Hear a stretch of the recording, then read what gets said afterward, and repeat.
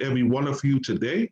We want to remind you that this event is being recorded, and that means that we will be on YouTube, we will be on Facebook in the near future, and so therefore. Whatever you say now, once it hits the internet, is gone for is out there forever. So this is a part of history. So but at the same time, we got your back. You know, just we want you to flow. We got you. We got your back. We are. I am because you are, and you are because I am. So we are a family in this thing. All right. So we got your back. Don't feel nervous. Don't be afraid to share.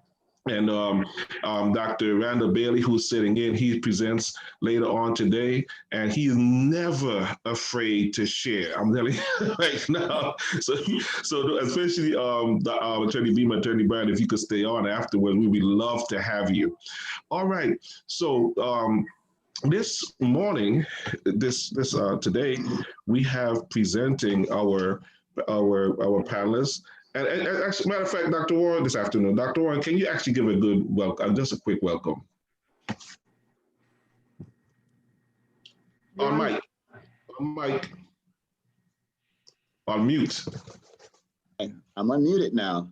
Let Yes. me say how pleased and proud I am to have all of you join us. We thought that the coronavirus was going to slow us down, but it didn't. It revved us up. So we have more people participating, we're having a full conversation, and we are responding to the needs of our people. This event is really pushing the envelope beyond what we thought we could do. And our speakers have been outstanding.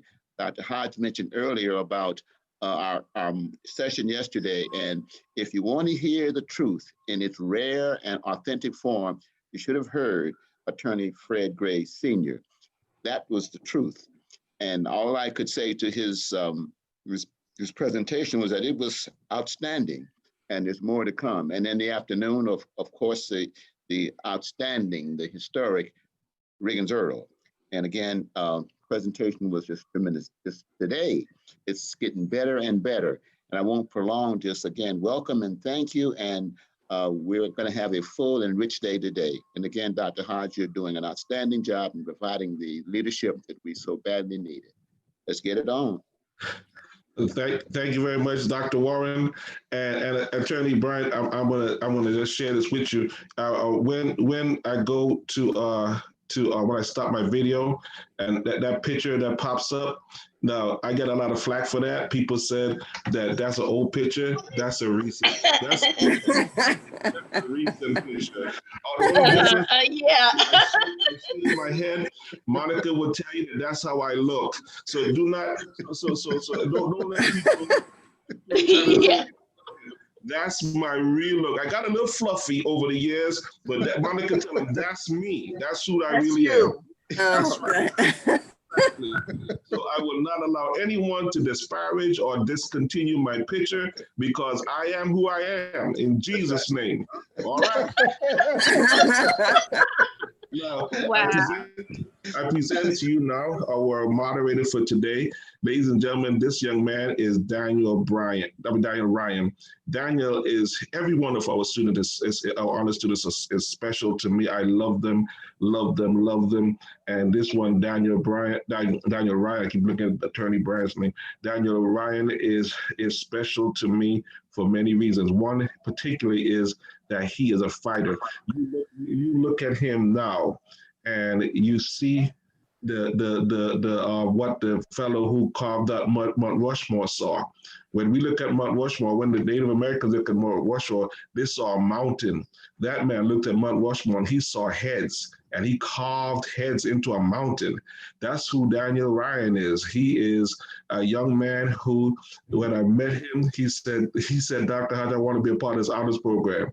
I said, well, here's what it's going to take. This young brother worked through the summer. He got his grades up to the level of honor to get him in. So he said, I'm close. I said, you're closer, you're not there. And then he kept coming back until he was there. So I'm extremely proud of him. Not only is he on our leadership team, because I told him I'm going to spend time spend my time molding you into being a leader. Not only is he on the leadership team, he's also the vice president of the SGA. Am I correct? The vice president of the SGA, the Student Government Association. Now, you know, Drake said it started from the bottom. Now here, you know what I'm saying?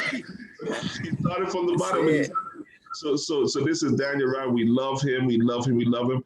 And I'm turning it over now to Daniel, Mr. Ryan, who will introduce to us at the same time. Do Attorney Monica Beamer and Attorney Bryant at the same time. Usually they go in tandem, but because they are Georgetown sisters, and they're going to present in a little different way. So you got it. Oh, by the way, Ashanti Ali, Attorney Bryant is going to have a PowerPoint to present. So let's be ready to share screen. Let her share screen. All right, Daniel, the floor is yours. Thank you, Dr. Hodge. All right. You're welcome. Monica Beamer, JD, has been a practicing attorney in Miami, Florida for over 25 years. She started her career working as an assistant public defender in Miami-Dade County, representing indigenous defendants charged with felonies and misdemeanors. A staff attorney, she was responsible for reviewing post-conviction challenges to the lawfulness and constitutionality of criminal convictions and civil rights cases seeking redress for civil violations of constitutional rights. Since 2007, Ms. Beamer has worked as an assistant chief counsel for the Department of Homeland Security, trying cases in immigration court and prosecuting immigration-related crimes in federal court as a special assistant United States attorney. She is a graduate of the Georgetown University Law Center and Hampton University. Ms. Monica Beamer. Good afternoon. All right. Charlene Bryant was born and raised in Brooklyn, New York. She received her Bachelor of Arts from New York University and studied British literature at the University of London for 2 semesters. Professor Bryant received her Juris Doctorate from Georgetown University Law Center. She also studied European Union law at the University of Spain at Madrid. Professor Bryant also served as a summer intern at the District of Columbia Public Defender's Office and with the New York City chapter of the American Civil Liberties Union. Professor Bryant served as a prosecutor with the Kings County District Attorney's Office in the Major Narcotics Unit in the Drug Treatment Alternative Program. She has served as a business management consultant in the urban entertainment and clothing markets for several independent clothing companies, artists, and music labels. Professor Bryant has also functioned as a strategic sourcing executive and contract manager for several Fortune 500 companies. As a certified mediator, Professor Bryant served as a director of peer mediation program for the NYC Commission on Human Rights. Professor Bryant also worked as an alternative incarceration counselor at the Manhattan District Attorney's Office. She also worked in the Community Partnership Unit as an education coordinator. Professor Bryant has been teaching for over 10 years. She has taught at the following institutions: John Jay College, Queens College, Lemon College, Borough of Manhattan Community College, and now serves as an assistant professor at LaGuardia Community College. Ms. Charlene Bryant, thank you. Good afternoon, everyone. Glad to be here. Good to see you, sis. Ah. So, like Daniel said, my name is Monica Beamer, and I rehash some of what happened in my life to get you to where I'm going. My journey to law, well, actually my journey to growing up, I guess. I grew up as the daughter of a pastor of a church. My mother was a teacher. My grandfathers, both of them were ministers. I came from a very large family and we were very, very close. So before I get into that, I was given this task after talking with Dr. Hodge of talking about our unalienable rights and the study of the Constitution and our unalienable rights. And initially, I observed that unalienable rights are actually set forth or mentioned in the Declaration of Independence. They're not mentioned in the Constitution. But in the Declaration of Independence, it says, "We hold these truths to be self-evident, that all men are created equal and endowed by their Creator with certain unalienable rights, and among them are life, liberty, and the pursuit of happiness." And I think that all of us have heard those terms used, life, liberty, and the pursuit of happiness. And so we live our lives, taking you back to mine. So living my life, I grew up with a large family. I was in a family of 4. My grandparents had 11 children on my mother's side, 10 children on my father's side. I had ready-made friends as I was growing up. I didn't have to worry with the stresses and the struggles of going outside of my safe space to find people to love me just because I was me. Both of my parents were blessed to be educated. Both of them were master's degree holders, and they worked on their doctorate degrees to the point of all but dissertation.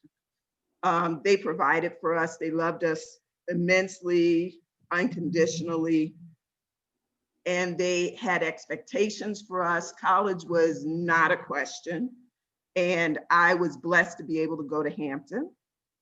At Hampton, I had fun. I was a student leader at Hampton, and I was a Delta on the yard, and I was a part of the choir, and I just had friends, and they're my friends for life, and life was wonderful and exciting, and I was just living this life, living this liberty, having my pursuit of happiness. I got to go to Georgetown, and at Georgetown, I got to meet a lot of wonderful people. Charlene, or Attorney Bryant, Professor Bryant, was one of those folks that I met my first year, and forgive me because I get nervous. Anyways. You got it. You good? You good? Okay.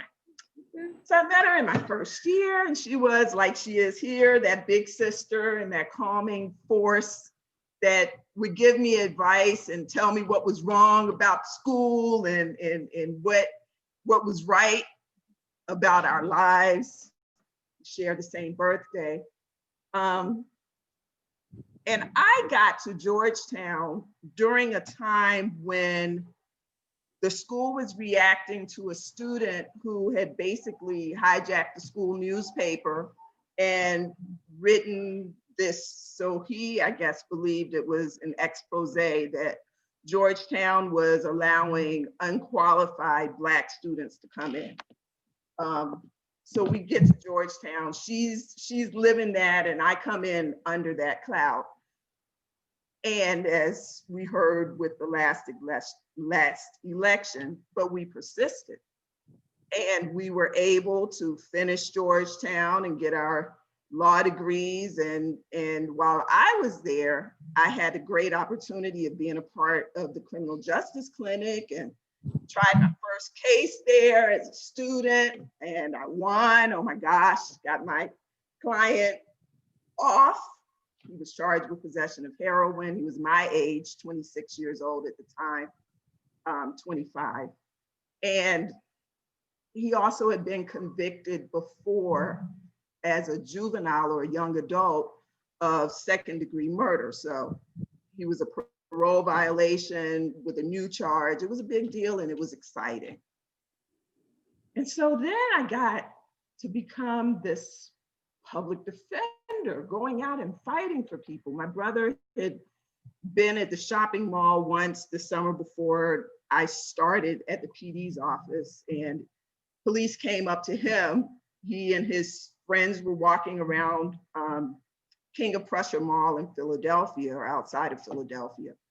And these folks had said that there was a smash and grab robbery.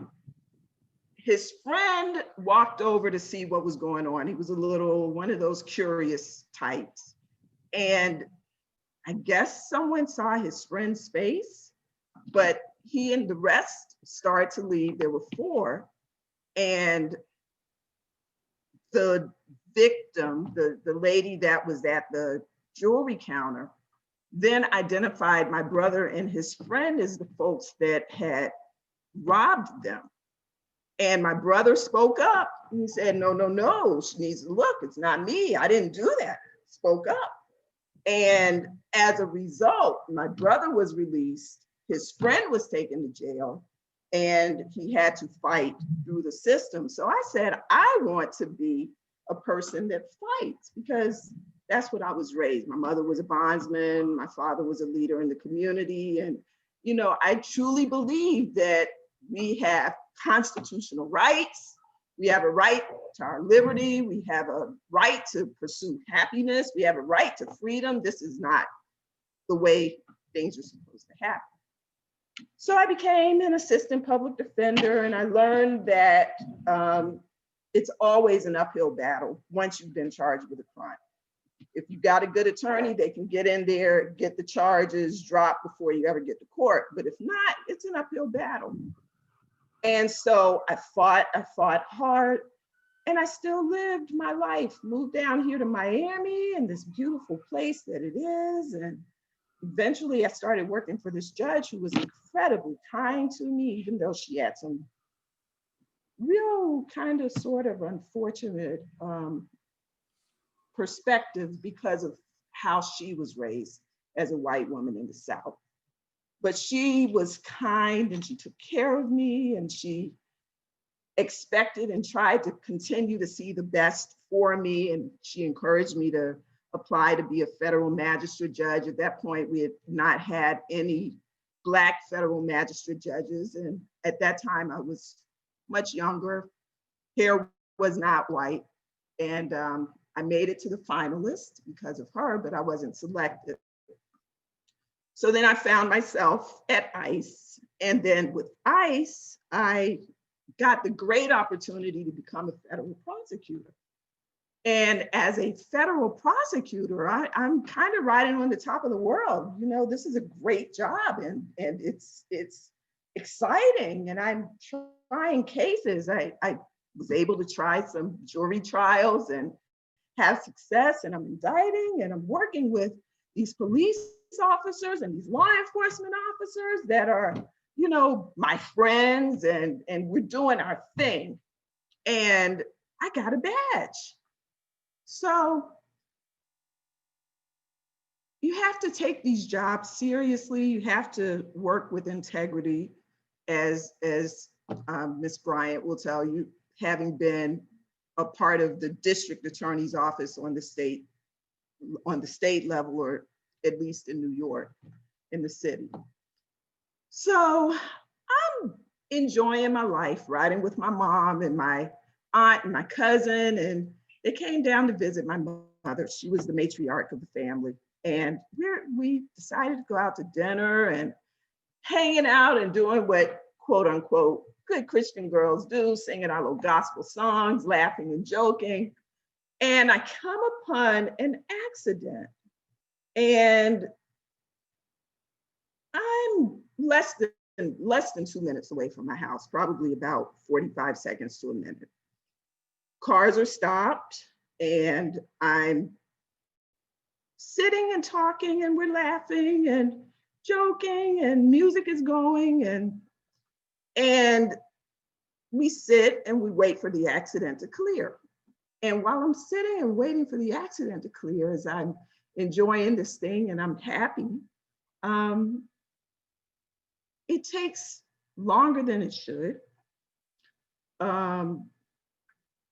Tow truck comes, and the tow truck takes the first car off, and we sit and we wait, takes the second car off, and we sit and we wait. And I look up, and we're still not moving. Other cars are coming and it's pretty chaotic.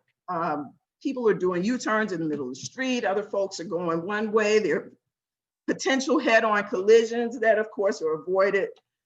And as I sit and I wait, I blow my horn, as we do in Miami and others were doing. I would call it a cacophony of horn blowers. And the police officer that was not managing the traffic and not doing his job as far as traffic management is concerned, got angry. And he comes knocking on windows. Now he was on another street. He was on the cross street, but he gets angry and he comes over, he's knocking on windows. He ends up knocking on my window. My aunt says, hey, the cop is here. So I rolled the window down and he asked me if I was blowing my horn. And I said, do I look like a horn blower to you? And it was tongue in cheek and I was smiling and laughing because we had been having fun. That was the wrong answer. So he asked me to blow my horn and now I'm looking at him like, well, wait a minute. Blow my horn? Are you, I'm thinking to myself, what is this? Is he the horn blowing expert? Is he gonna hear me blow my horn and do a horn comparison? What's happening? Anyways, we continue to talk. He asked me for my license, which he had no basis to ask me for. And I know my rights. I'm a prosecutor. I'm a former public defender. I work for the court. But I give him my license and he leaves. And when he comes back, he tells me I'm under arrest. And I was utterly shocked. And I go through all of my experience because that is something that you don't expect. We don't think it could happen to us. And it happened to me. And so during the course of this experience that I had, I'm arrested. He handcuffed me, my hands behind my back, dragged me to the police car. And at that time, we had been having a national discussion about Freddie Gray in Baltimore, who had been in the back of the police van and his neck was broken and he ended up dead. And so this cop decides at that point in time that, he's gonna take me before I called for a supervisor. Hey, I know people, I'm a prosecutor. And before anyone could come or respond, of course, he decides to take off. So he takes off and we get to the traffic light and he's speeding as if he's going to go through the light. And then he slams on his brakes. And when he slams on his brakes, with my hands behind my back, I, of course, fly forward, come backwards. And the rest of the trip, he decided to take his time. So he took his time driving me to the facility, he took his time, he was blasting his music. But when we get to the point where I get to see the jail where my clients had been, and years before when I was a public defender, instead of going into the Sally Port, instead of pulling up, instead of letting me out, and I say letting me out because with time, I understood that that would have been a privilege. He pulls over on the side of the road and starts creating his arrest form. And I sat. And during the course of him creating his arrest form, which turned out to be a 4-page narrative of all the things that I had done wrong, my hands were cuffed behind my back. My arm was pulled in an awkward way, so I had to try to position myself so that I wasn't hurt. It turns out I eventually needed to have surgery. But he wrote. At a certain point, I asked him if I could use the bathroom. He told me I couldn't. He continued. About an hour later, I said, I still have to go. At this point, I'm trying to calm him down and trying to be calm.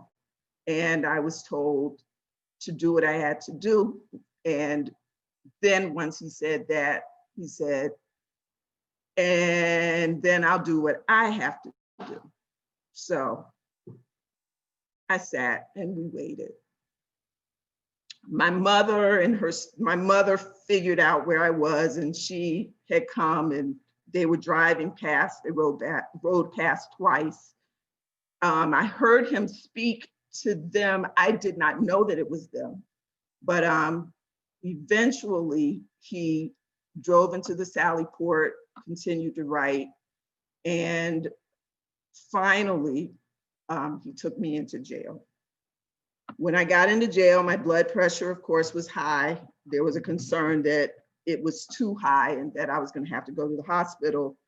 And of course, I was not calm.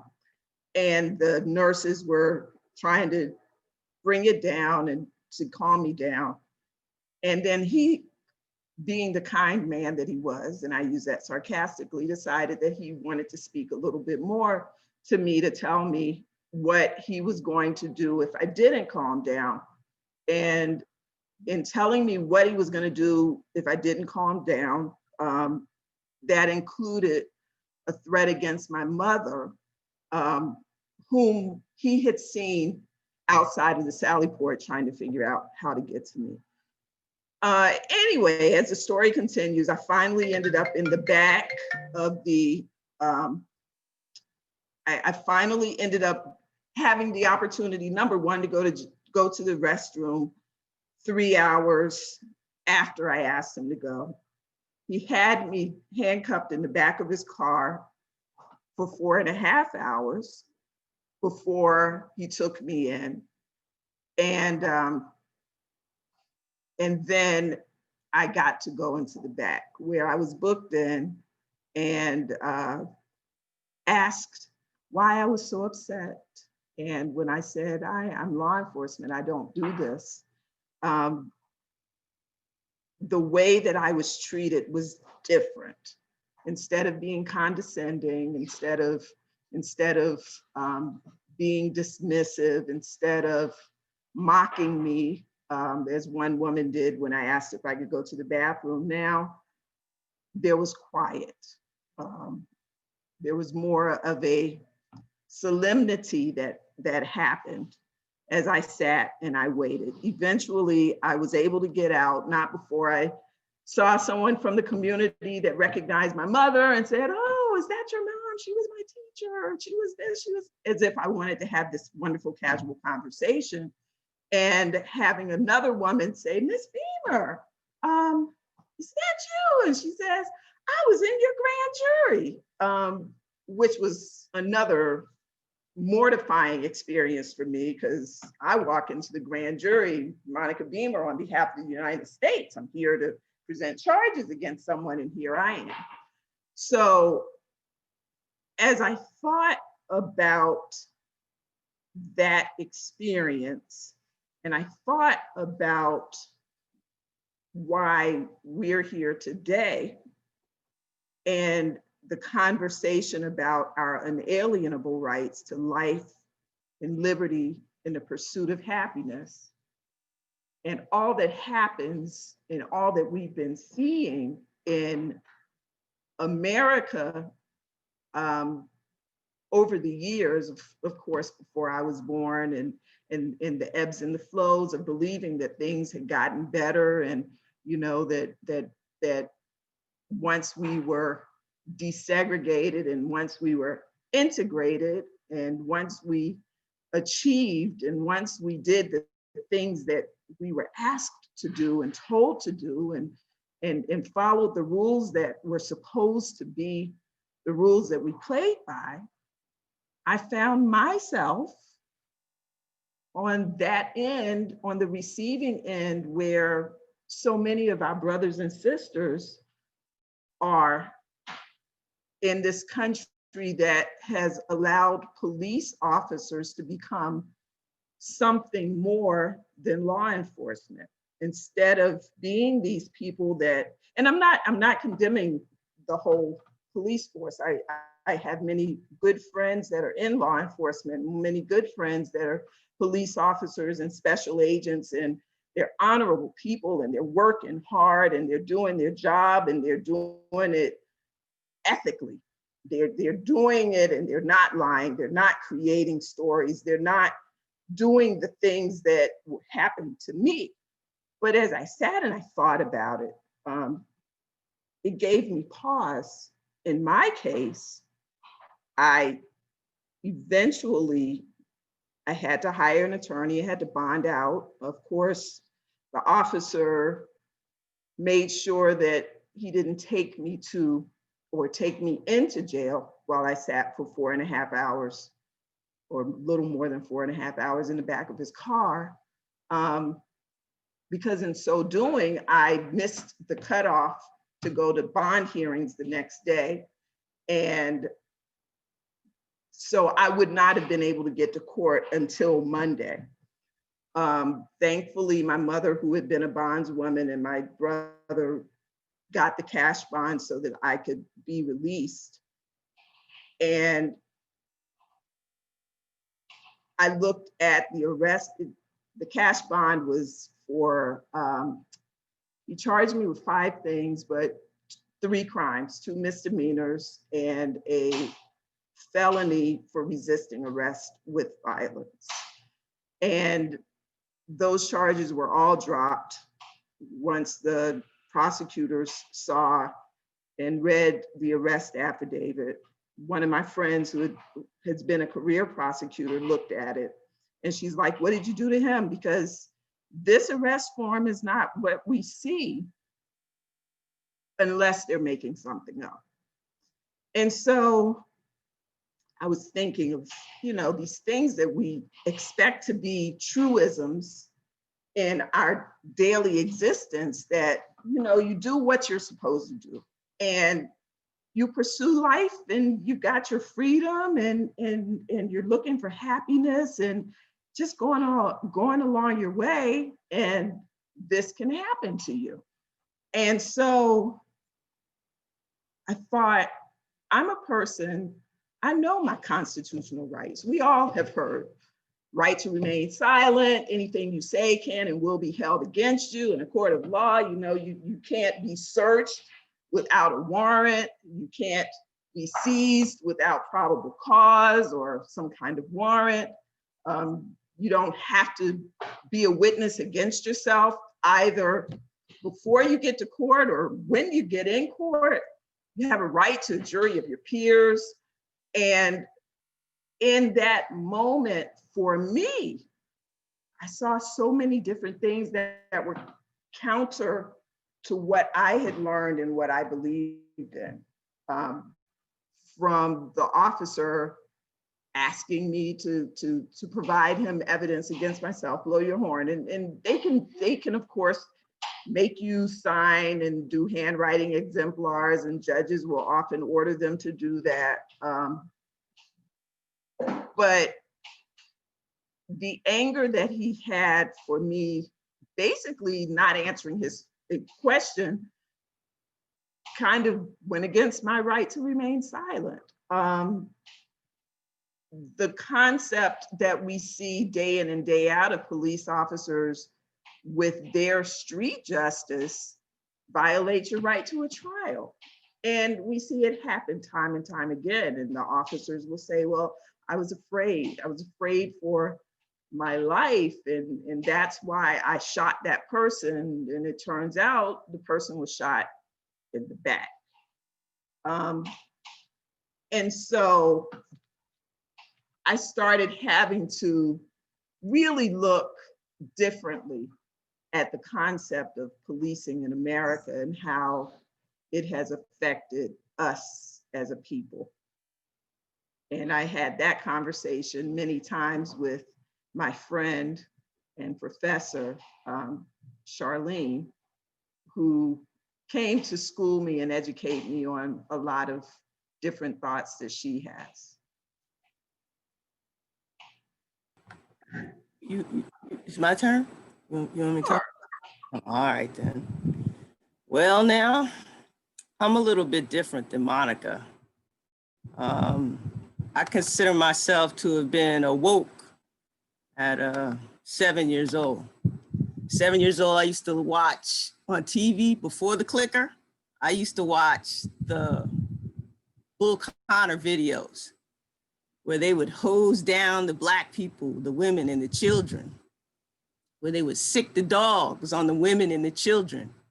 And imagine that. I'm like this little kid and I'm sitting there going, yo, what is this? Like, why don't they like us? Like, what is it about us that they don't like? So now I'm awake because I realize that this is a problem that exists in this country.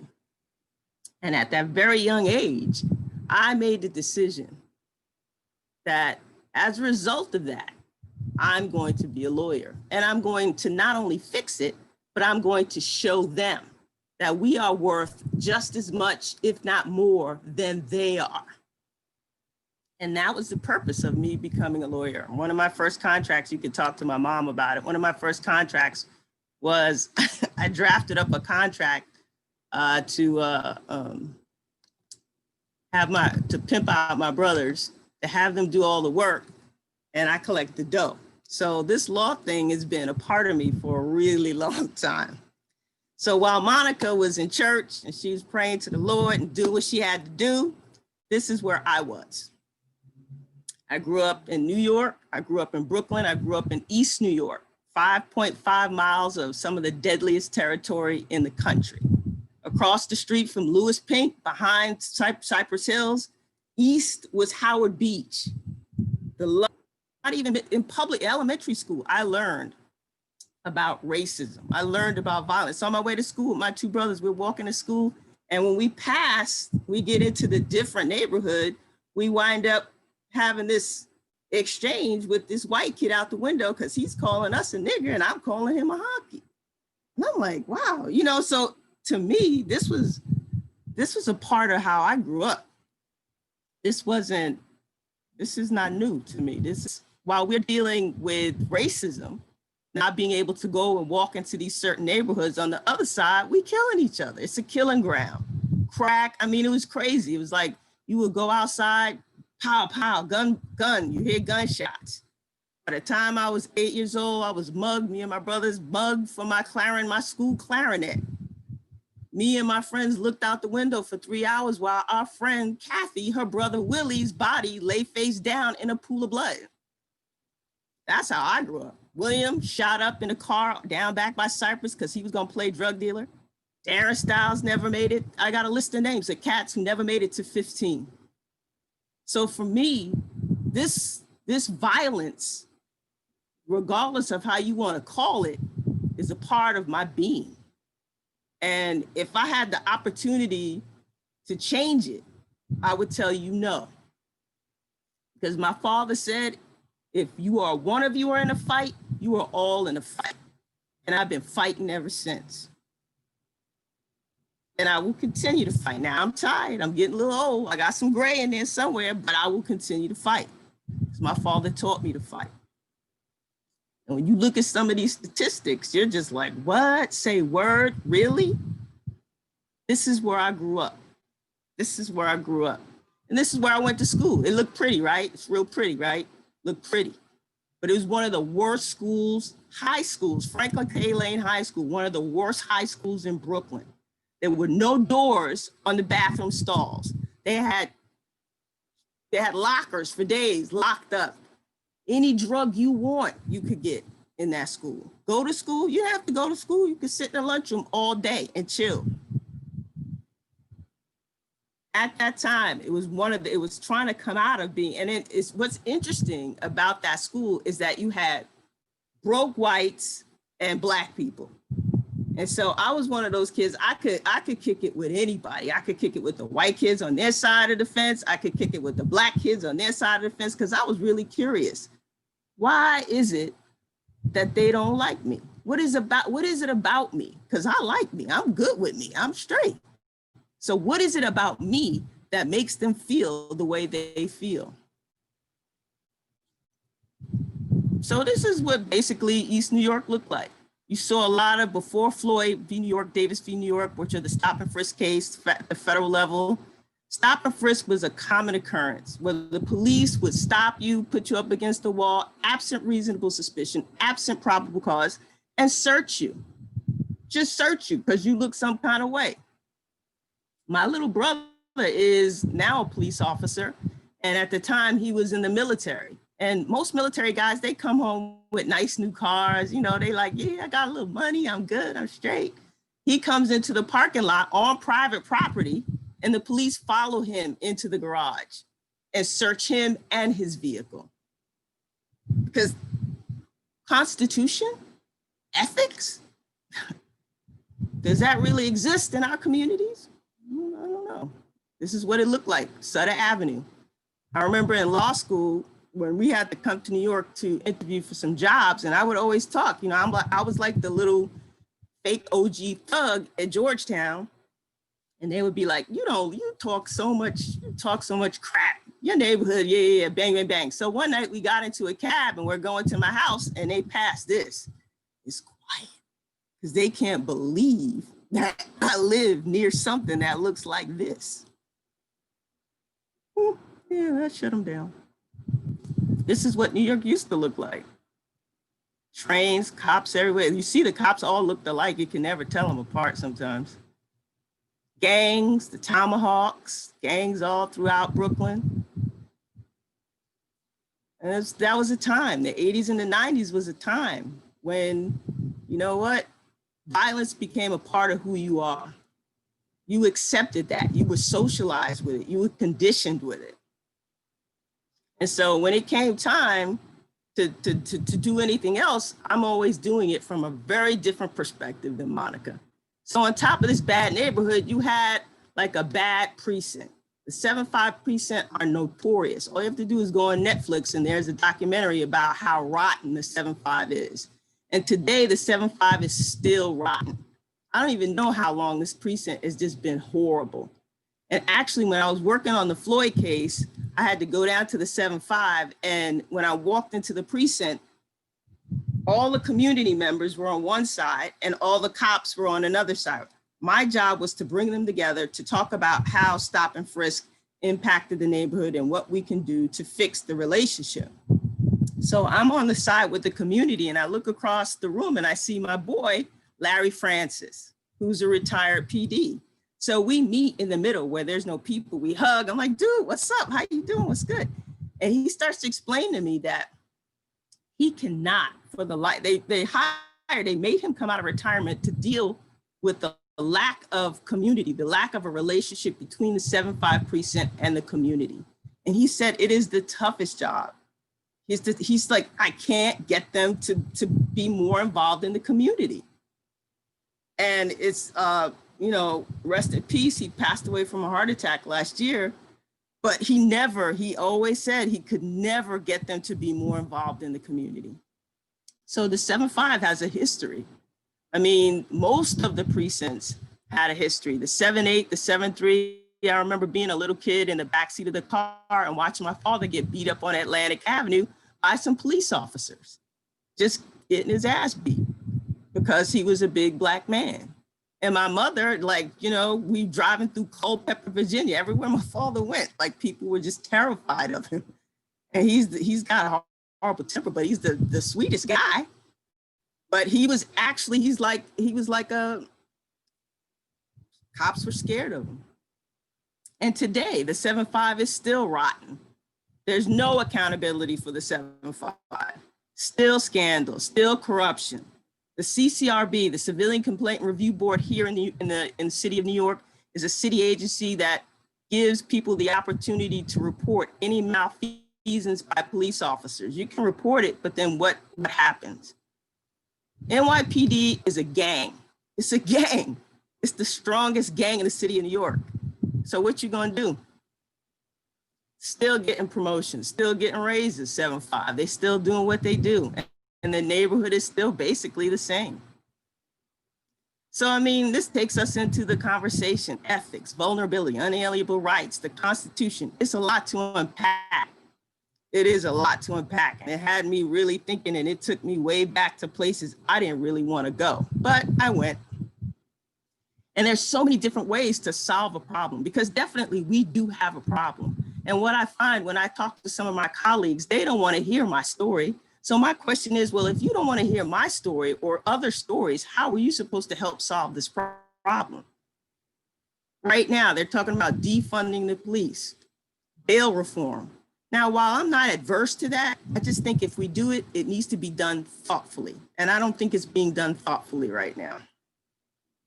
It's a conundrum, food for thought. I'm gonna briefly try to just kind of relate Monica's story and really deconstruct what's going on. As far as ethics, are ethics really a tool to hold those in positions of power accountable? I say nay. Does the Constitution protect our rights? Black and brown communities, we've been conditioned to believe that we are victims. We call ourselves minorities. I don't call myself a minority because I ain't no minority. But we have been conditioned to call ourselves minorities. I tell my students all the time, you are not a minority, so cut it out. Because if we want to get into semantics and we want to look at statistics, you from wherever, I have students in my class from Bangladesh, from South America, from all over the world. You are not a minority in this country. But we have to really go farther back to really understand why we are okay with calling ourselves minorities. Because our mentality, the emotional, mental, and physiological impact of this conditioning is destroying our communities. And this comes from slavery. We were brought to this country on a ship, lined up like chattel with the cotton and the sugar and this and that and this and that. And we have been conditioned in this country to believe that we are victims. And that conditioning continues today. And the oppressive constructs that are set up by this country, it continues to destroy our communities and make us believe in this concept of minority and victimization. The criminal justice system is just a power structure. It's one of many power structures that represent institutionalized discrimination in this country. That's all it is. It's just a tool to keep us down. And guess what? We want to be down. As Brandy would say, Brandy, I want to be down, right? We need to fight from the inside as well as the outside. So before you get a stick and put a piece of paper on it and go out there and beg your oppressor to stop oppressing you, I encourage you to think inward.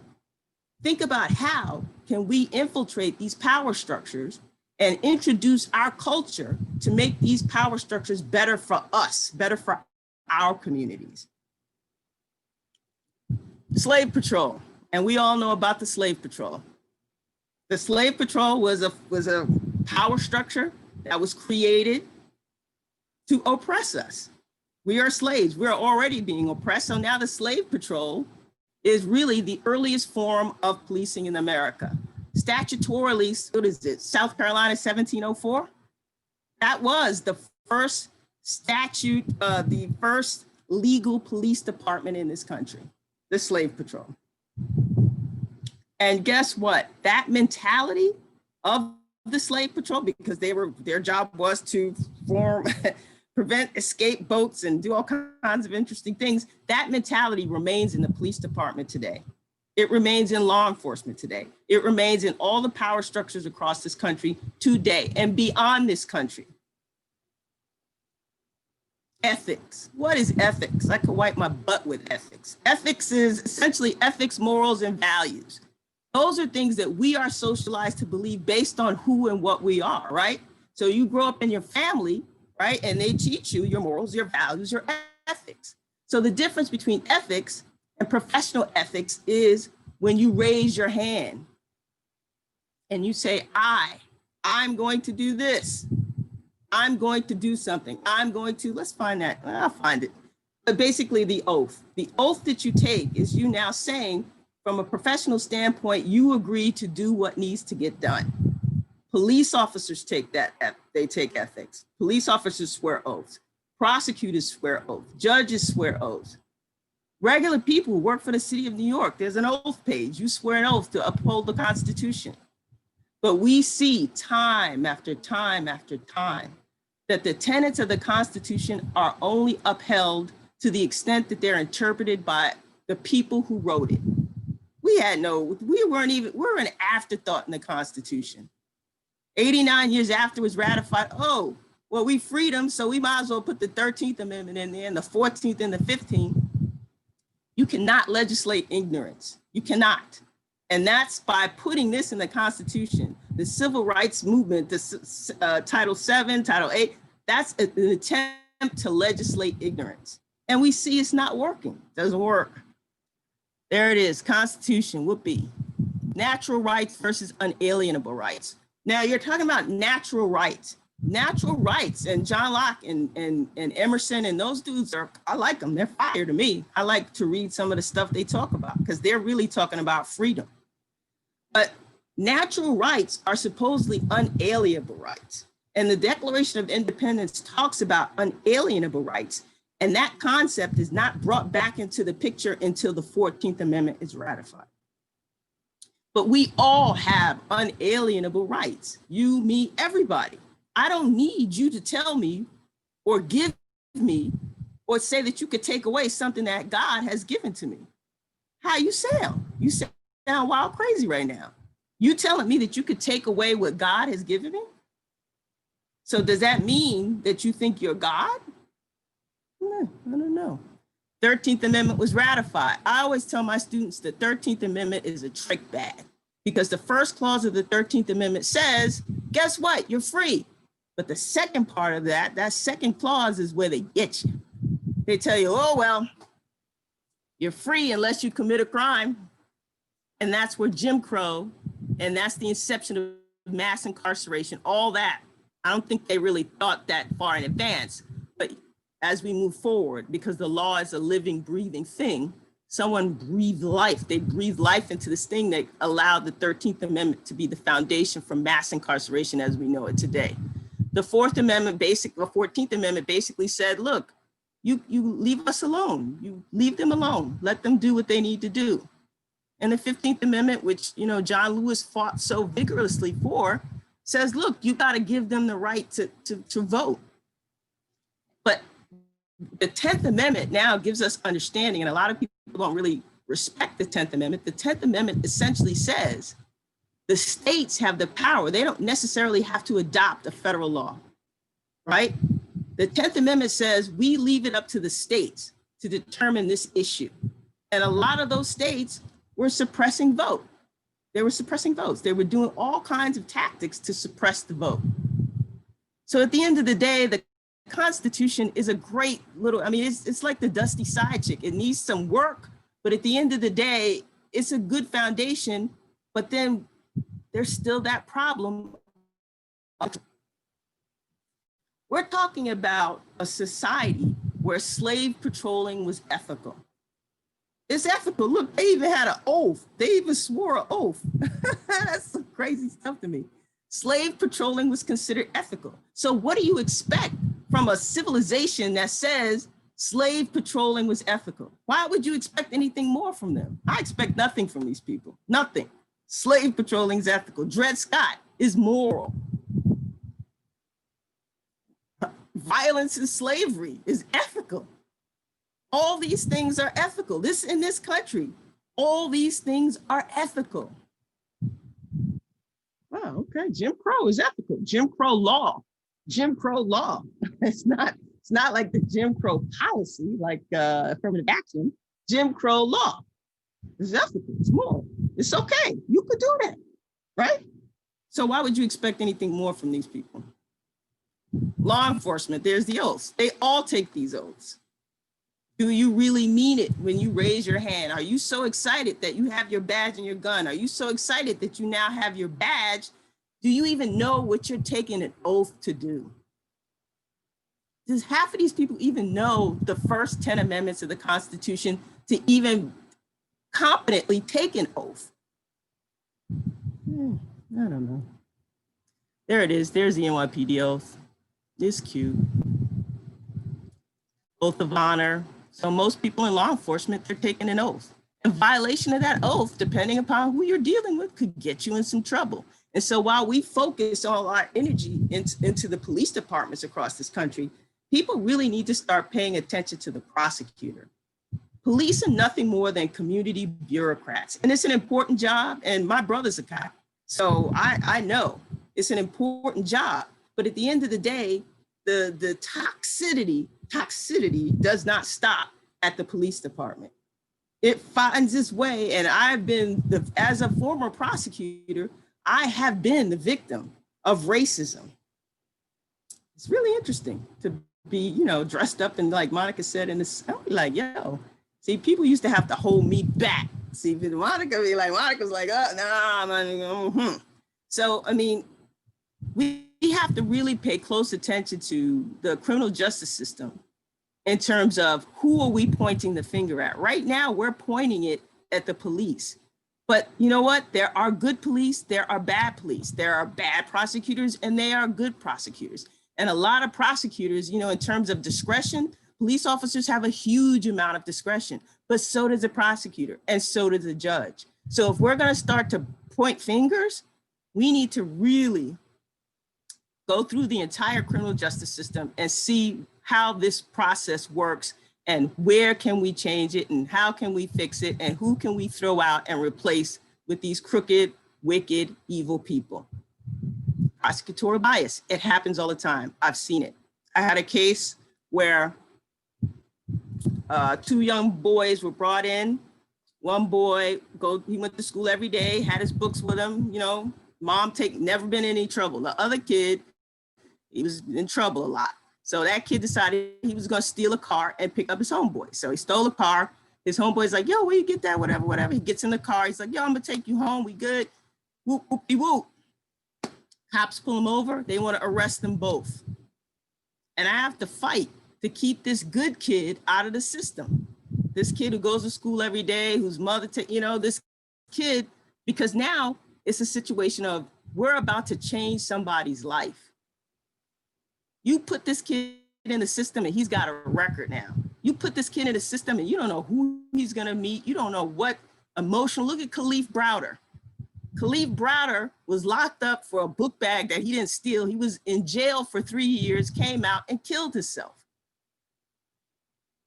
So at the end of the day, you point your finger at the police, but you also have to point your finger at the prosecutor, some of these crooked judges, because they're equally to blame.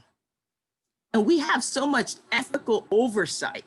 Each state has an ethics oversight committee. It's funny, it's powered or mandated by statute. Even at the federal level, the federal government has an ethical, I think it's an ethical commission, an ethical commission. And essentially their concern is not with the lack of ethics that take place in this country, but they're concerned with the ethical violations that take place in other countries. And I was kind of scratching my head. I'm like, well, wait a minute. You guys have some of the United States is one of the biggest in terms of human rights violations, but you concerned with what's going on over there? Oh, all right then.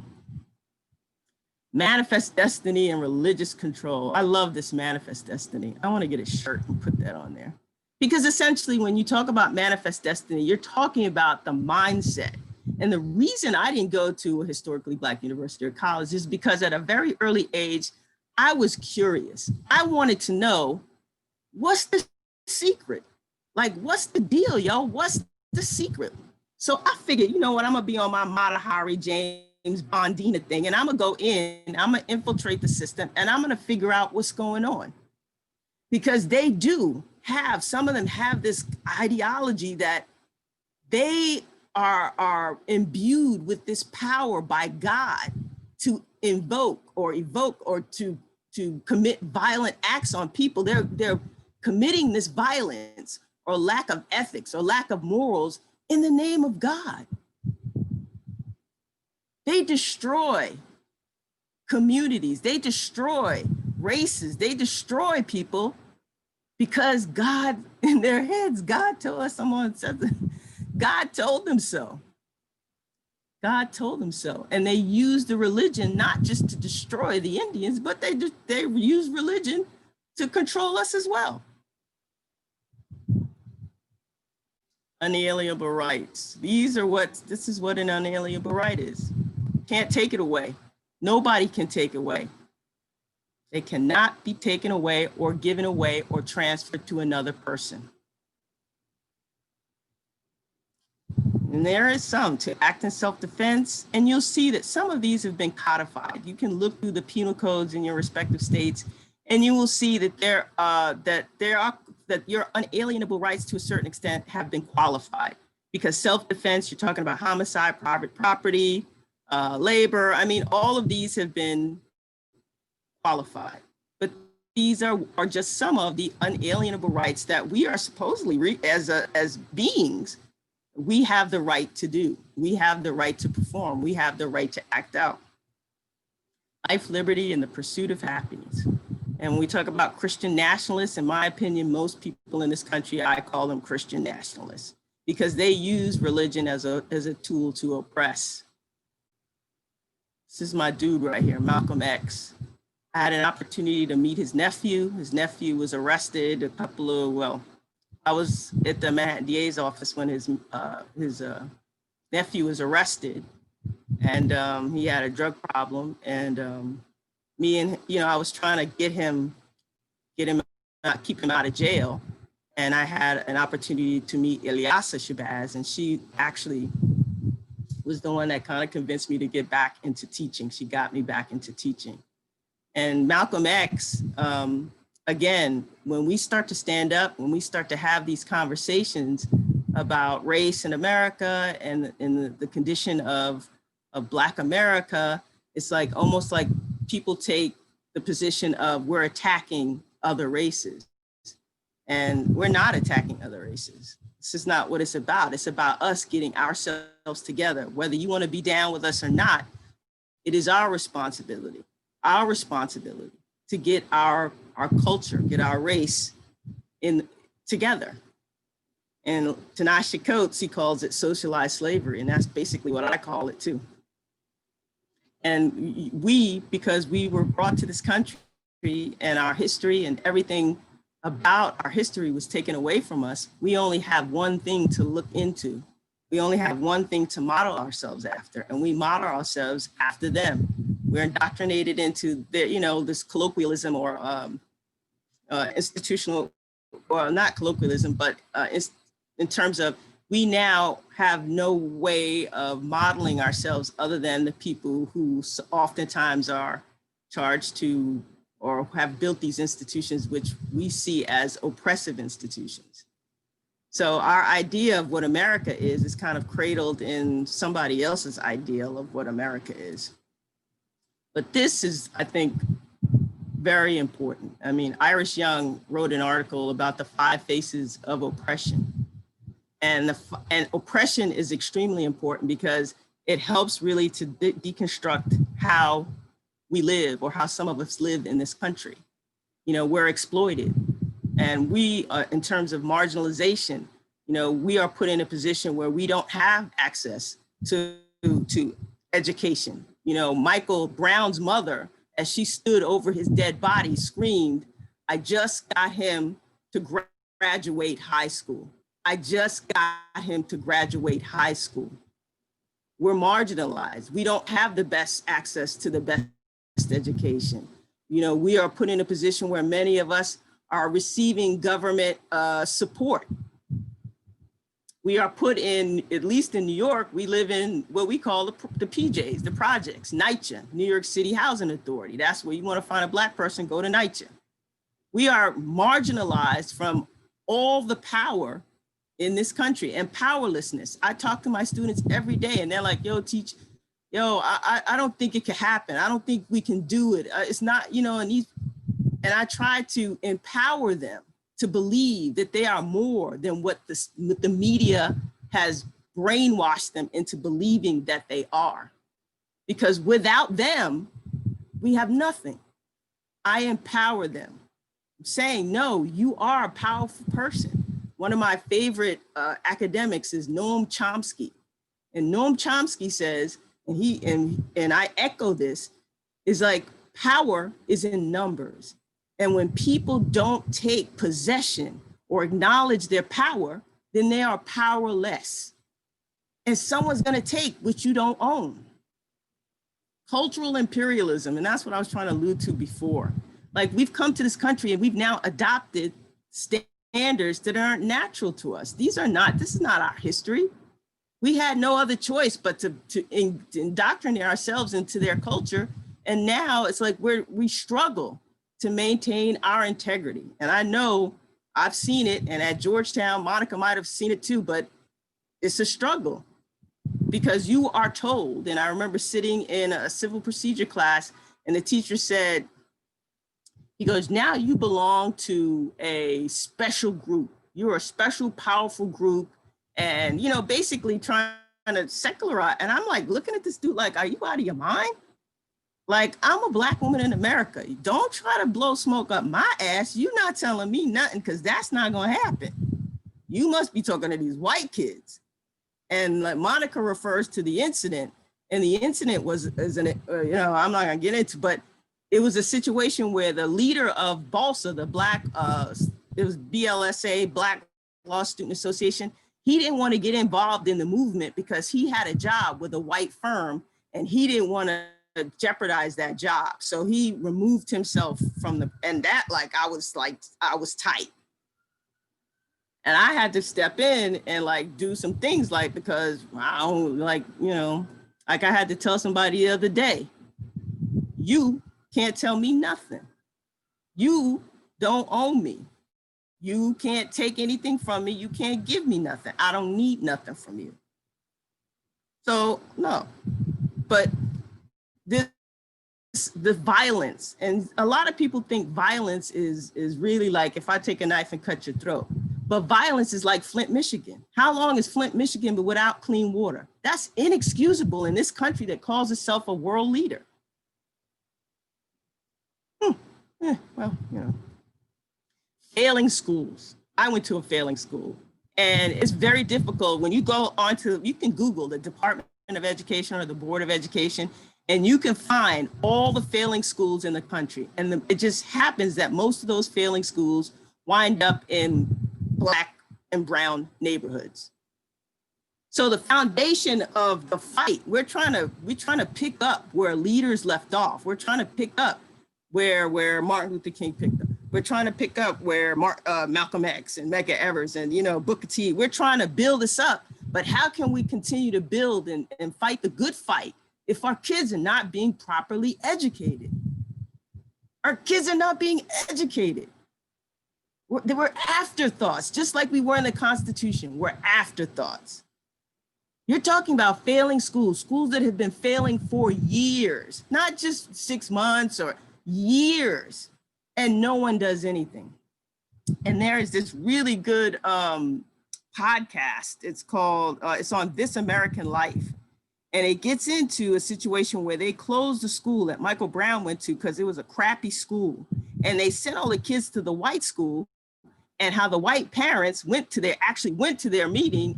And it's like, we don't want all these Black kids. They're gonna ruin it. They're gonna ruin it. This still goes on in America. Why does it go on? There's some numbers, a little bit of numbers. And you will find that most of us, people of color, attend schools in urban areas. A lot of them are failing schools because we don't have the alternative. Like, there's lots of private schools, charter schools. We don't have that option. And then we go to school and we experience violence. Excuse me a second, Charlene. You are rolling so heavy and questions are coming in, and so we want to. Can you wrap this up because several questions are directly for you. They said that you're fire. I don't know what that means. I'm an older dude. I know what it is. All right. Education, organization. All right. So I'll wrap it up. So essentially, this is kind of bringing me to the health implications in terms of how discrimination is a stressor that can lead not just to high blood pressure, but all kinds of diseases and things that we suffer as a result of living in the hood and growing up and being socialized and conditioned. And Jay-Z Like Jay-Z said, I'm gonna read this because this is facts right here. You have to survive. You go into survival mode, and when you go into survival mode, you shut down all emotions.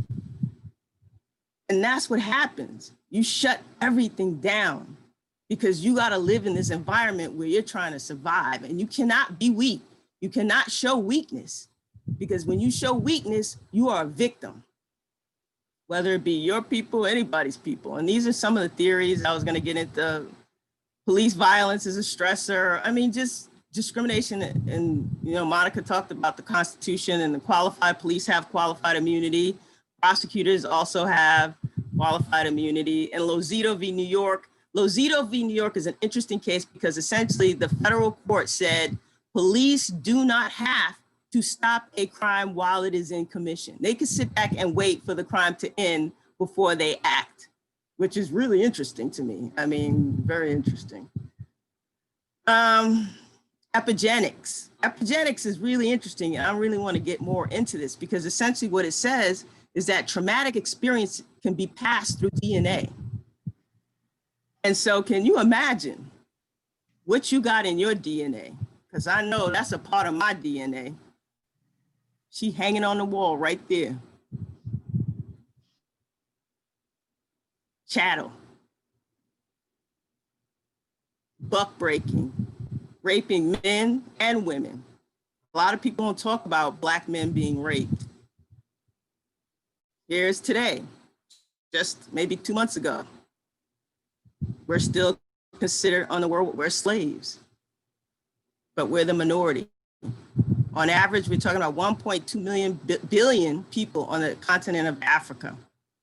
Total of, we're estimating is 7.4 billion Black people who live in this world.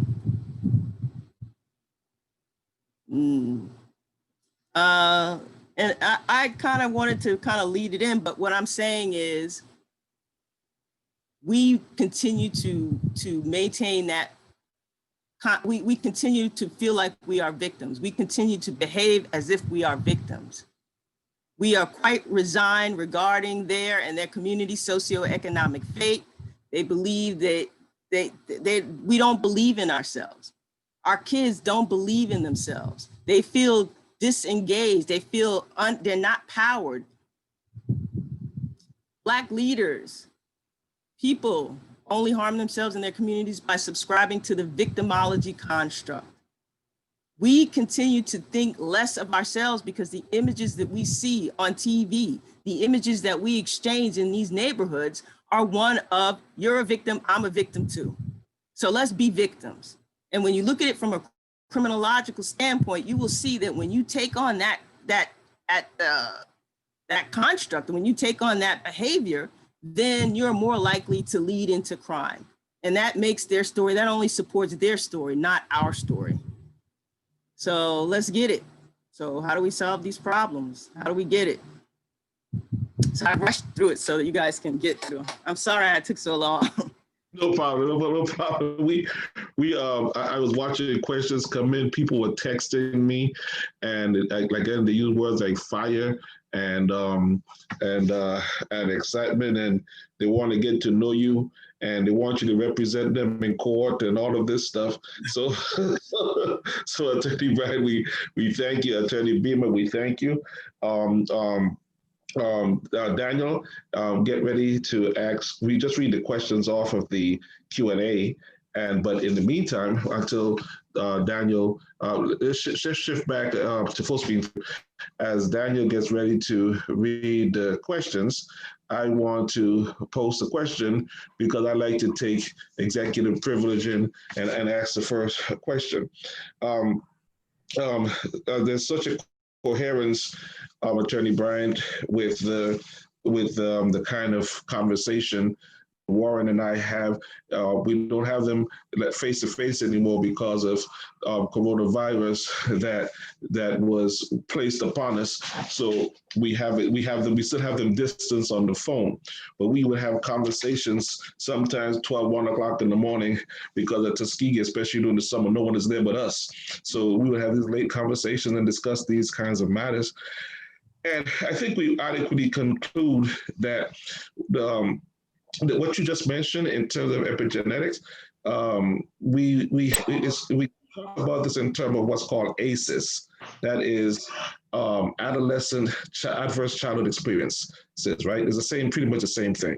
That the trauma that either from your parents or your grandparents or like go way back to slavery, it has really shunted our DNA, the DNA of people of color, anybody who has been traumatized. It is shunting your DNA, or DNA has absolutely been affected. And that DNA is passed down to generations. To this day, you see a black man and a white man walking down the street, the black man still have a tendency to look down while the white man has a tendency to look up. So it's in the DNA. And as a matter of fact, even the notion, children at an early age know to be terrified when they see the police coming, not because they're coming to protect and serve, but as with the woman who called the police the other day when her son was having a mental health break, they called the police to protect and serve, and they shot the young man dead, which I'm mostly Martin, but I got some Malcolm in me, and that's all of us, because folks call it black rage. That thing just below the epidermis where we will explode at any moment. But anyway, so we do have that's adverse childhood experiences and so on. Now the point I'm getting to is I want Monica first to say one thing, and then both of you could have a conversation. White supremacy and white supremacist ideology kind of give us the idea that anti-Black racism is something that is done by white people. But I suspect that anti-Black racism is something that can be done by Black people.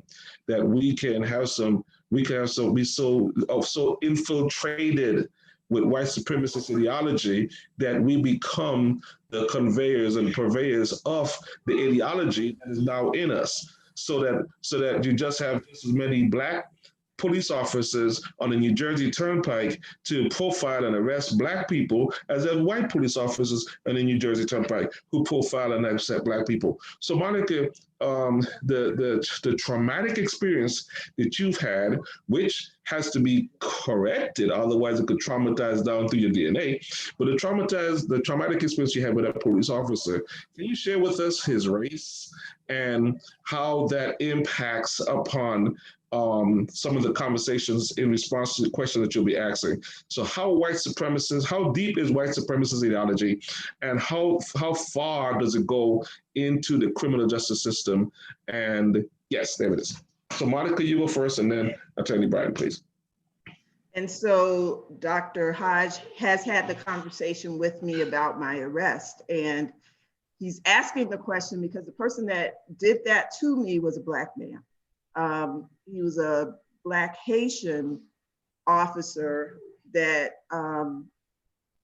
my friends and I have often said, had I not been that Black girl in that older car that belonged to my mother, and perhaps a blonde-haired, blue-eyed white woman driving a Porsche or Audi or something like that, that he never would have fought to come and come at me the way that he did.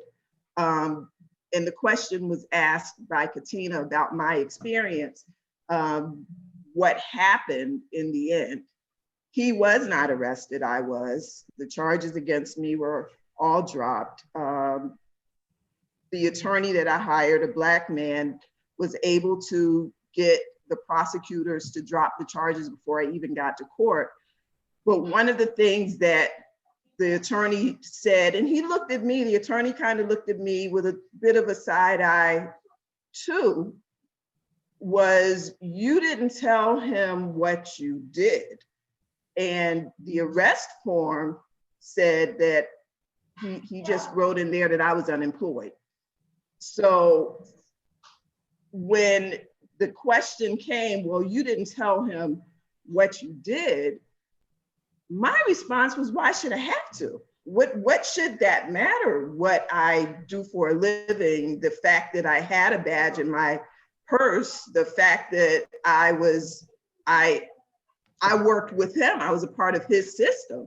How dare you say that that's a standard? Because these young Black men and young Black women that you are also approaching on the street and in the so-called hood, they are what you perceived me to be, and you're treating me and them that way. And so this concept of anti-Black racism, I do believe exists very much in policing practices. It exists very much in the way that we look at each other. I think that we have been, as a friend of mine said, historically whitewashed, that we have come to a point where we bought into what we've been sold. And as Professor Bryant was saying, we got to get to a point where we think differently. I understand the science behind the DNA and all of that, and I would posit that science is what it is, but some of this is also conditioning, that we have learned and accepted the thoughts that people have about us. And we have now also, we treat ourselves and we treat others of us that way. And we have to make a concerted effort to stop. You know, we go into a place where it's our neighborhood and we want to call it the hood, the ghetto. That's a mentality. It's something that we've got to catch ourselves on. We see young men walking, and as one grandmother said to me, look at those boys up to no good. What do you mean that they're up to no good? They're just walking down the street.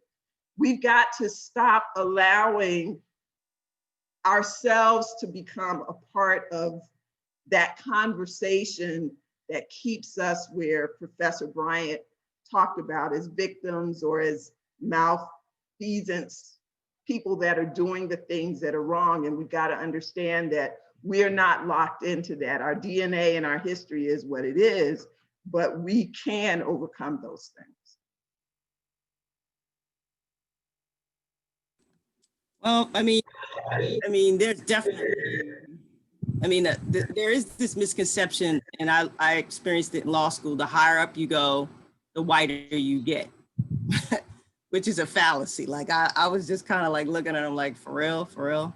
So we do, when we talk about victimology and how we are victims, we self-oppress and we self-segregate because of this misconception of us wanting to be where they are.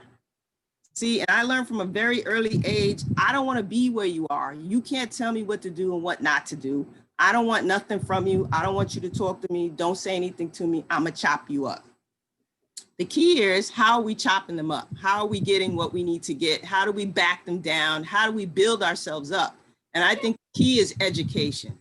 And I'm sure that many mothers and fathers or guardians in urban areas don't go to community board meetings. They don't go to these meetings to see what their children are learning in school. They're not learning about Selassie. They're not learning about Black and African history. They're learning about George Washington and his wooden teeth on his busted horse riding down the street saving America. That's what they learn about. So our education system is screwed up, and we need to take more responsibility for that, as well as the criminal justice system. We need more prosecutors. We need more Black judges. We need more people who are woke and aware, involved in these systems that historically oppress and destroy and incite violence against us. That's what we need. And so the impetus is education. We need to educate our people. We need to now, through that education, build their self-esteem, because for 400 or 500 years, they've been tearing up our self-esteem, making us think that we're worth nothing, when we are worth everything. We are kings and queens from dynasties. So if you start to think that you're nothing, then you will be nothing. And if you are nothing, you have nothing, you own nothing. You can't acknowledge who you are. How do you acknowledge your constitutional rights? How do you acknowledge your unalienable rights? Nobody can take what's mine. And if you try to take what's mine, you better buck up, because you're gonna get it. We gonna get you. So we need to start having our people fight in a different way. Fight through education. We here, all in this panel, have a responsibility to educate our community so that they can learn not just how to fight with guns and with their fists, but they need to learn how to fight through their voices that have been silenced because of 400, 500 years of oppression. It's time for our voices to be heard. And it's much better now than it has been, but you know what? It could be better than what it is. We need to start making these demands. These schools, are what kind of history you teach? I don't know. This history is not right. Where's my history? Where's Latin American history? Where's the Asians history? Where's the history of these so-called minority people? They understand that their way to control is through taking away. You take away the history, you take away the education, you take away the opportunities, you take away the power. We need to now empower our young people, empower our old people. Go to the community board meeting so you don't have the women's prison in your neighborhood. Go, use your voices. That's what's important. Okay, thank you very much, Attorney Beamer and Attorney Bryant. All right, I pass it to you, Daniel, unmute and ask the questions and see how many of these questions we can get to. We have to kind of rapid fire these questions. Go ahead, Daniel. Great. So our first question will come from Ms. Ventries Hurd, and this is for either speaker. She says, what are your thoughts on how we can begin to make steps toward challenging laws that uphold for-profit prisons? What are the steps for policy changes as a mere citizen? So I gave a lot of thought in my presentation or preparing for this about that kind of thing, but not specifically that. But what you're talking about is essentially criminal justice reform. And as far as the for-profit prisons, it's starting the conversation. It's understanding how money works, how government funding works. It's doing what Charlene said, and becoming involved in the community, going to the city council meetings where they have discussions about budgets and budgeting, having a voice and speaking up and saying, well, you know, it's not just the prisons that we have to look at, it's looking at what we're spending on militarizing our police force and buying tanks to go out against people. It's the money that we're spending on enforcing police or hiring more and more police instead of perhaps spending our funds to hire mental health counselors. So the for-profit prison is a problem, but you also got to understand that unless we get involved in the conversation and unless we let our voices be heard in places that are making those decisions, we're going to be stuck with for-profit prisons and all the other things because that's what they're used to. For-profit prisons are interesting.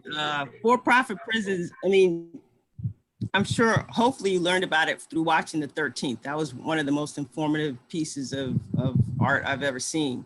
But for-profit prisons, they're not bound by the Constitution. So for-profit prisons get to beat people, violate people's human rights. They get to do all kinds of interesting things to people without any recourse.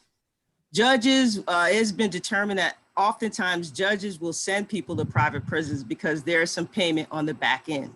Now, what kind of power do you have? If one of your people, you know, your brother, your sister, your cousin is being sent to a private prison, now you're talking about the Department of Corrections.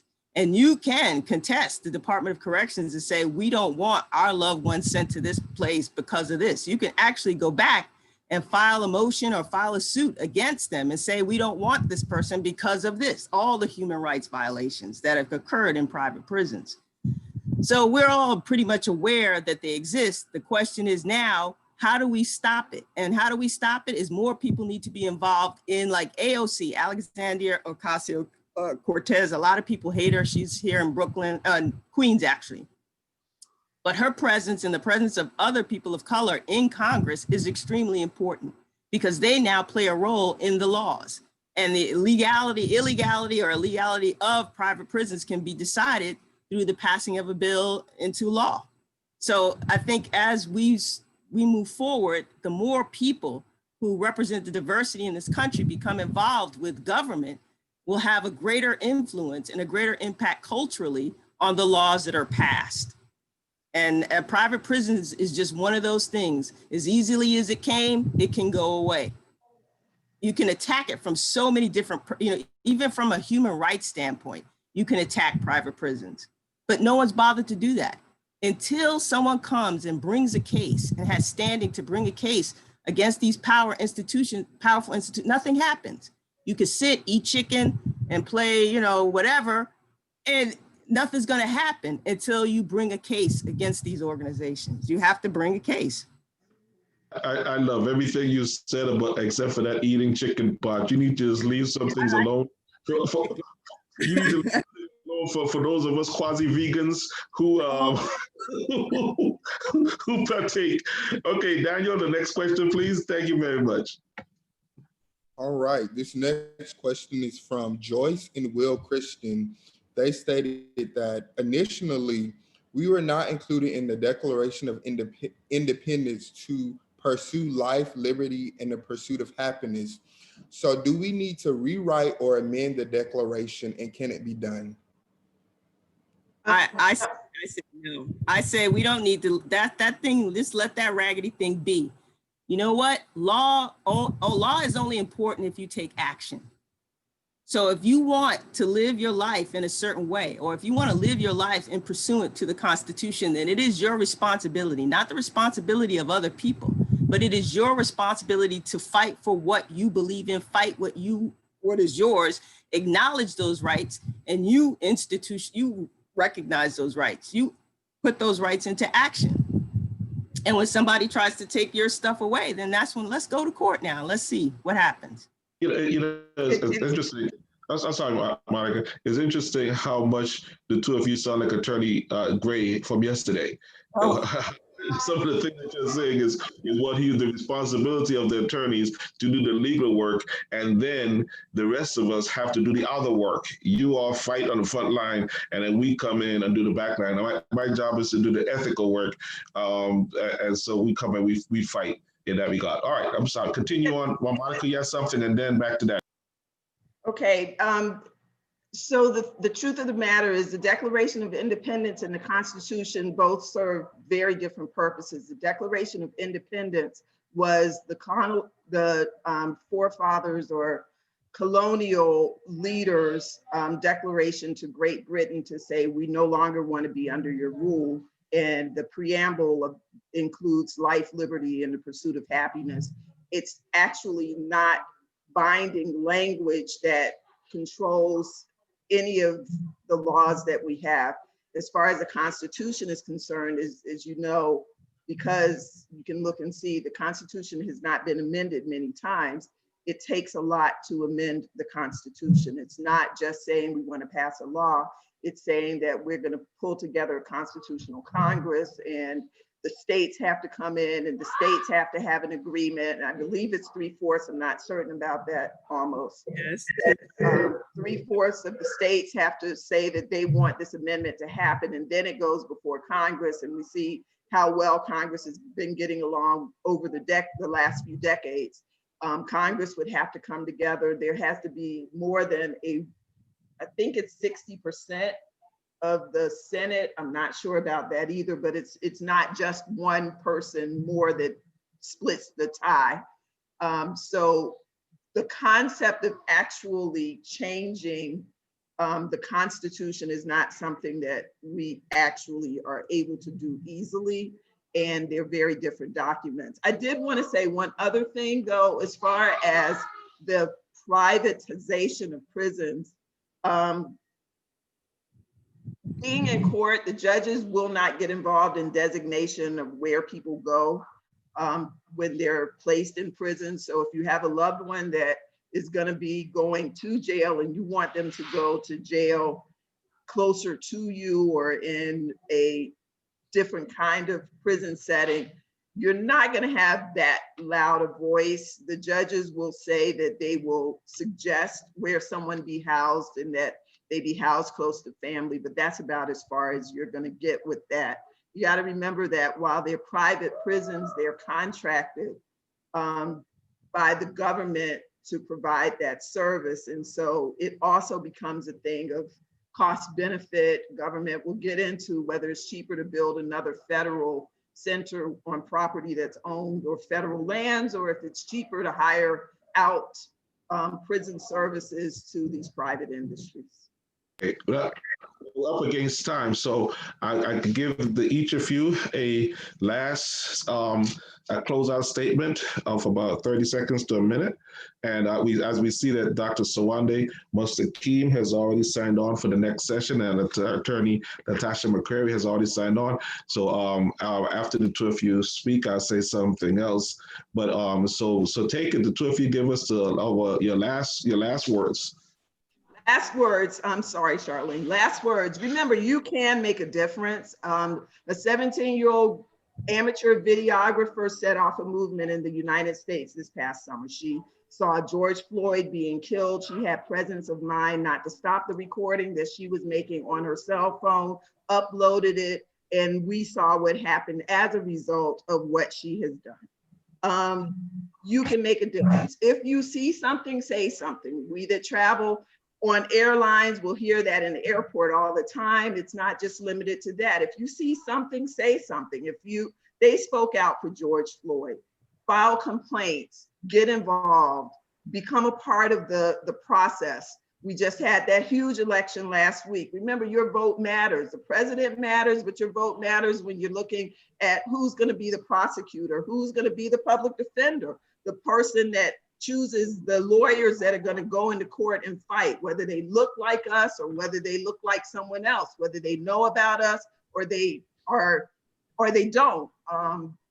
Judges that are elected in some states, get to know who these judges are. In Miami-Dade County, I've been practicing law for 26 years. It was just 2 or 3 years ago that we got our first Black woman on the bench. Imagine that, a mother of a Black man not being able to make a decision about where her son and her daughter goes to become better.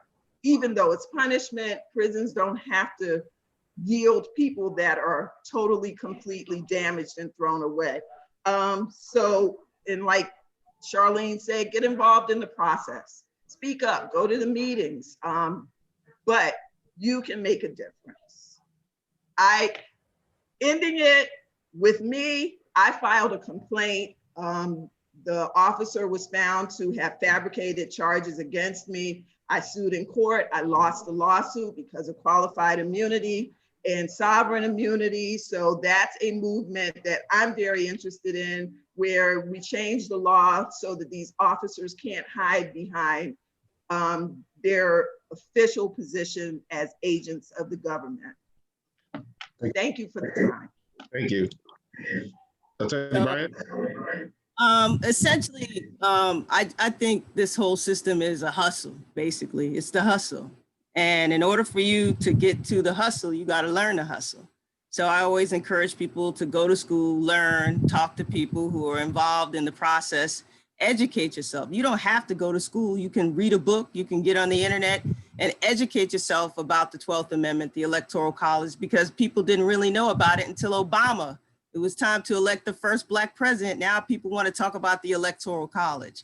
So today with technology, you can educate yourself about what's going on in this country, because basically, you know, I used to call, they call it the American dream. I call it the American nightmare. In a sense, what you have to do is you have to hustle and you have to grind. But just like the drug dealer on the corner, you have to know the game.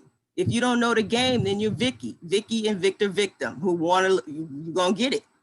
So it's important to encourage your kids to go to school. It's important for you to educate your kids, because the education that they're not getting in these schools, particularly in these urban areas, are substandard. They're not teaching us about our history. They're not empowering us, and they're not giving us the self-worth for us to move forward and growing our self-worth to move forward. So we have to work on our own. We cannot be dependent or rely on this existing system for anything. We have to teach our kids. We have to teach ourselves. We have to believe that we are worth something. And when somebody approaches you, what doesn't matter, Monica said, doesn't matter what color they are, and they want to take something that belongs to you, that's been given to you by God, you need to step up to the plate. You want to talk about something to die for? That's something to die for. When somebody wants to take something that's been given to you that they have no right to take and they have no right to give. So at the end of the day, we are responsible. Stop being victims. Stop that victim mentality. You are not a victim. You come from a strong history. Be strong. Keep moving forward. Educate the people. Be responsible for your community. And don't let them take control. Don't play that master slave stuff. If you act like a slave, then they're going to treat you like a slave. And when you don't act like a slave, they're going to treat you like a threat. So what would you prefer to be, a slave or a threat? I personally like threat. Personally, I like that. All right, thank you so kindly. Dr. Warren posted in the comments section, powerful Black women. And I got to tell you, thank you, Glenn, thank you. You know, I'm sitting here watching Attorney Beamer looking so much like Martin Luther King, and looking at Attorney Brown looking so much like Malcolm X. You know, this has been a very powerful movement. And you see, Charlene Davis, he's right there with you. he's a child of Malcolm. So thank you so much. Please, I hope that you all are able, if you can, to stick around for Sawande Mustakim and for Attorney Latasha McCrary. They are another set of powerful Black women. They're going to take on the challenge. Sawande Mustakim is a historian, wrote a book, Slavery by Sea. If you have not gotten it, you need to get it.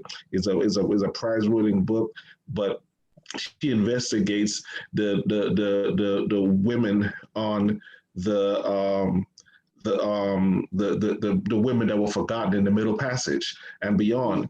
It's like when you talk about the Middle Passage, you talk about like the only Black men there. When you talk about the Barracoons, it's like only men were there. But of course, we know Black women had to have been there. You know, we had one presenter, Dr. Warren, remember a couple years ago. What's the name from the attorney? Adelsio, something Adelsio. Frida, whatever her name is, I'm sorry, can't remember her name, but she pointed out something to us. She was writing a book on the essentially part of the syphilis study, and she pointed out something that was oblivious. In all the pictures where you see the men, or most of the pictures where you see the men, if you look closely, there were women in the background, even if they were just passing, wives, daughters, sisters. That's Deliso Alford. Yes. Deliso Alford. Yes, thank you, Vantrice, Ms. Heard. They were there, but that's just one of our former students at Tuskegee, Ralph Ellison. He wrote a book, as you know, called The Invisible Man and Invisible Woman. We have invisibility, even though we are visible. You know, a wonderful scholar by the name of Charles Mills wrote a book called Blackness Visible. The notion that visibility of Blackness has to come out by our presence, by our advocacy for the same kind of thing that you all have been talking about. So we really, really appreciate not just for what you said in terms of your genius, but what you're bringing to our students. Ladies and gentlemen, our bioethics honor students, and we invited students from other places, and of course, this will be on YouTube and Facebook. Before we transition to our next set of presenters, I want to have Dr. Warren to say something, because I see him chipping at the bit. He really wants to say something. So Dr. Warren. This again is building on the greatness of our earlier presentations. What our sessions are doing is expanding the notion of ethics to what it means to us as a people. Ethics belongs to the group of people who fight for it. And so you people have thought about our center being a very small thing dealing with one issue, but our center is expanding through the things that these two wonderful attorneys are doing. So we thank you so very much, and we will have you back. As soon as we get out of this coronavirus, you're going to be on campus to interact with our students. We got some powerful students, but they need to hear some powerful women. So thank you again. Exactly. Exactly. That is so important because the other day I was presenting on a panel called Neuroracism, and they invited me, so I was talking about neuroethics, and there were 3,000 people presenting. I mean, my daughter graduated with a degree in neuroscience, so I made sure she was on there as well. 3,000 people presenting. I had no idea that there was this huge world of young Black neurophysicists, neurogeneticists, neuropsychologists. It's huge. Neurosurgeons. It's huge. And I said, you know what? Darn it, we're invisible because we're working in our own little caves and people don't know we're there. And these are the kinds of conversations that brings it to the forefront. So we thank you. Please, if you can stick around because